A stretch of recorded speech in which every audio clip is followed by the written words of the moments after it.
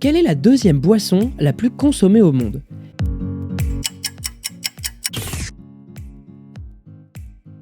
Oui, le thé est la deuxième boisson la plus consommée au monde, après l'eau bien sûr.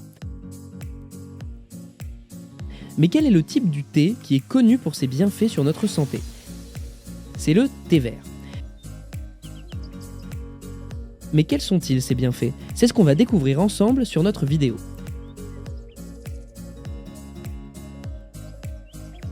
Le thé vert réduit les risques cardiovasculaires.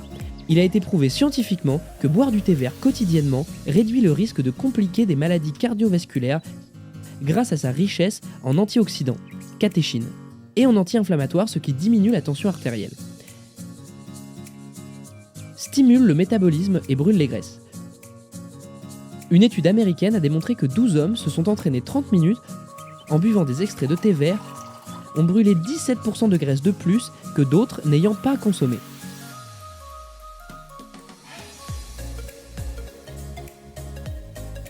Vivre longtemps. Le thé vert améliore la qualité de vie et permet de bien vieillir.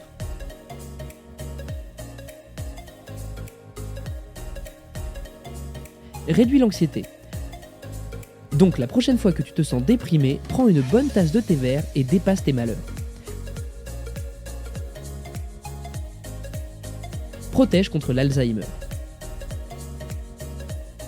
Une étude suisse a confirmé que le thé vert améliore la vigilance et consolide la mémoire.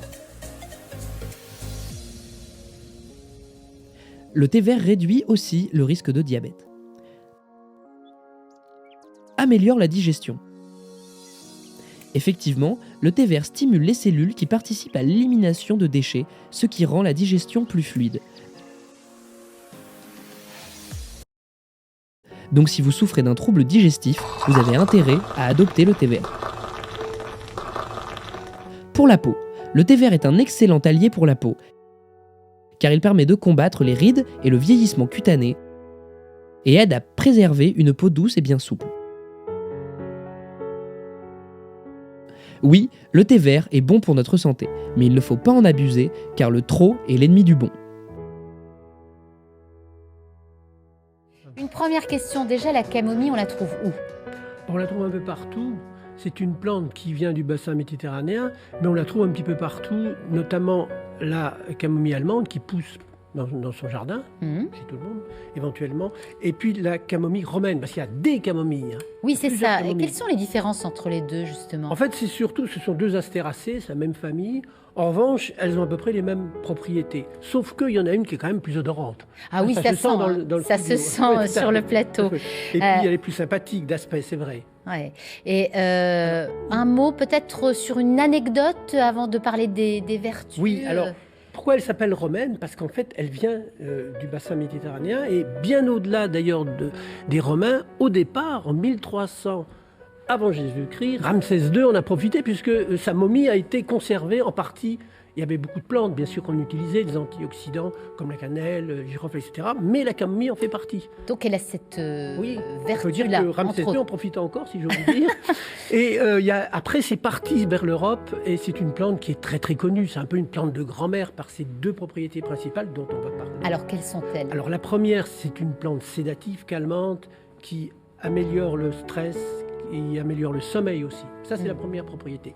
En plus, elle est complétée par des propriétés digestives. Oui.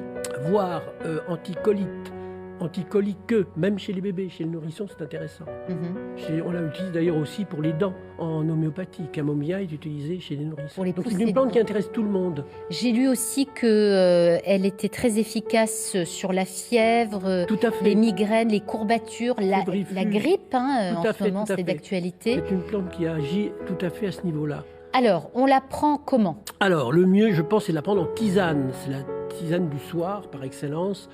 Donc, une cuillère à soupe dans un bol d'eau bouillante. On infuse 10 minutes, comme d'habitude, et on prend un bol le soir. C'est la manière la plus sympathique, on va dire, de la prendre classique. Ouais. Alors, il y a aussi l'huile essentielle qui est très intéressante, puisqu'on peut, au niveau du plexus, dans le sens des aiguilles d'une montre, en cas de choc émotionnel, c'est très intéressant aussi pour apaiser. C'est Ah une oui, plante pour, pour apaiser. Pour se calmer. Et hein, puis il y a on aussi revient à toute cette l'anti-stress. partie d'usage externe qu'on peut utiliser pour les yeux, par exemple. Oui. On fait une tisane, on filtre bien et on fait des bains d'yeux. Des compresses quand Des on a les compresses. yeux gonflés. Tout à fait, ça décongestionne les yeux. Please, n'oubliez pas de s'abonner et d'allumer la cloche pour plus de vidéos.